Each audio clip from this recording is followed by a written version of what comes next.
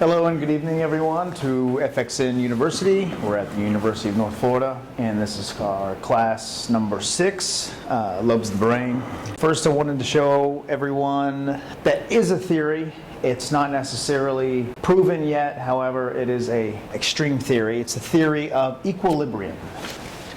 Essentially what I'm trying to explain is what everyone's trying to do with functional neurology.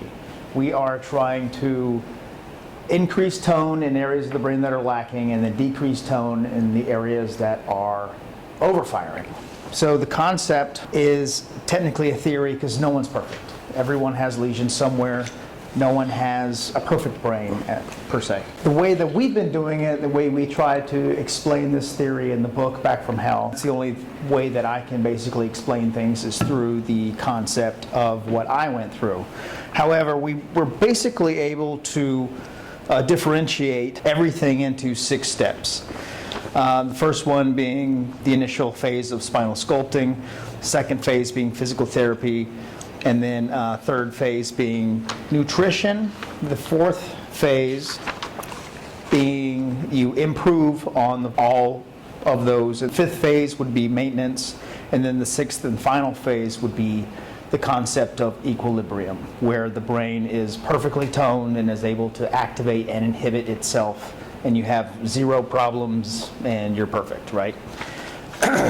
Currently, I am at the phase of maintenance on the 5th one. So, first phase was spinal sculpting. We didn't even do nutrition. We didn't even do rarely any exercises, functional neurology exercises. We just did spinal sculpting, chiropractic adjustments only.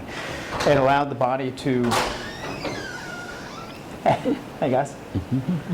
It allowed the body to naturally dump all the toxins through the lymphatic and glymphatic system as I was able to sleep. The functional neurology exercises and the nutrition weren't necessarily working because of the toxins that were inside my brain. That we tried them and stuff, but the brain just was not acting appropriately because I was just so toxic. And unfortunately, everyone starts this way. The chiropractic adjustments were a definite must for me.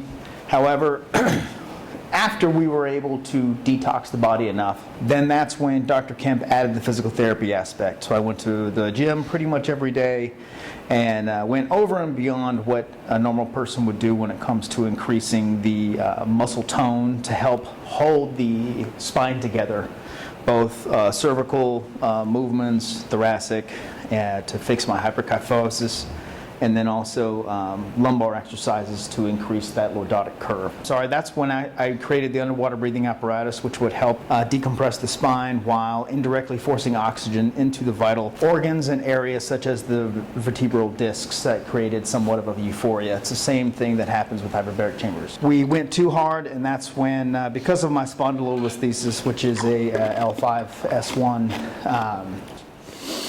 listhesis, so it wasn't necessarily formed correctly when I was younger, so therefore it created a problem. So we over-adjusted the neck, which caused instability, and then also we exceeded the metabolic rate of my brain. Therefore, I pulled my muscle, and that backtracked us a lot because I had to reform the muscle. The iliocostalis lumborum, if I'm saying that correctly, basically was pulled because we went too fast, which seems to be a common problem nowadays with some of our patients moving too fast and they happen to go backwards.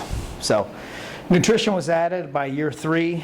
If you start doing nutrition too early, you can actually cause stroke and heart attack, which since I was so toxic, that was a problem being at my age of 28. We megadosed vitamin C 15,000 milligrams a day. We megadosed niacin 25,000 milligrams a day.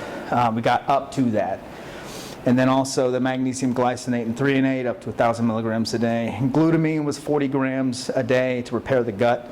And then baking soda and borax kills bugs and cleanses gut. I also bought a brain tap. Blue lights calm the parietal lobes, which you're going to learn about here soon. And then the infrared lights were to stimulate the midbrain and the gut to increase metabolism as well. Fourth phase was improving on everything. We increased the functional neurology exercises and we increased the physical therapy exercises. We increased the nutritional detoxing. Like I was doing so much niacin that I would flush to the point where my whole skin would just be awful. Then also we decreased the amount of decompression because I didn't have to necessarily get adjusted as much. And then we did that for a while, and then now I'm at the maintenance part. We decreased the decompression. I don't have to get adjusted as much. We decreased the nutritional detoxing, so I'm not necessarily taking as much niacin and vitamin C because my body is now compensated to that amount. And then also I've decreased my physical therapy, only work out 1 or twice a week instead of every single day. So the body has gotten used to being able to stand up straight for long periods of time without me having to do this. And then also we increased the functional neurology exercises, so it's kind of opposite of the last phase. And now I'm able to spin to the right a lot more and do pretty much opposite of the exercises that I was doing in the beginning.